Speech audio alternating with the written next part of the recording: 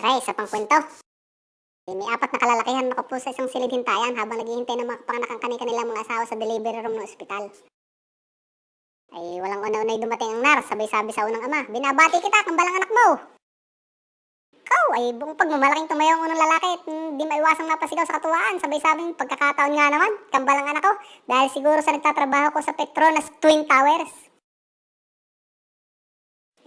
Isang nurse muli ang lumabas at binati ang ikalawang lalaki. "Binabati kita, triplets ang anak mo." Ay di tuwang-tuwang nagsisigaw ang ikalawang lalaki. Wow! Pagkakataon nga naman, triplets, kasi siguro nagtatrabaho ko sa 3M Corporation.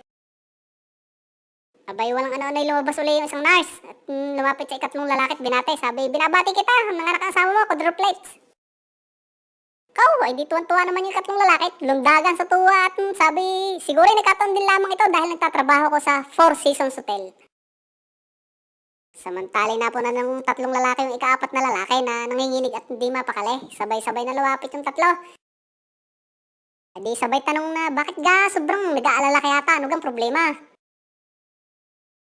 Ay di sumagot yung ikaapat na lalaki, "Batanggin nyo pala." Ay sabi, "Alay, ay nagtatrabaho ko sa 7-Eleven na eh. Paano, nakakatakot yan? Baka pito din ang anak ko. Ay sino gang hindi manginginig ng pagkagayaan." Diyos ko po, Rude.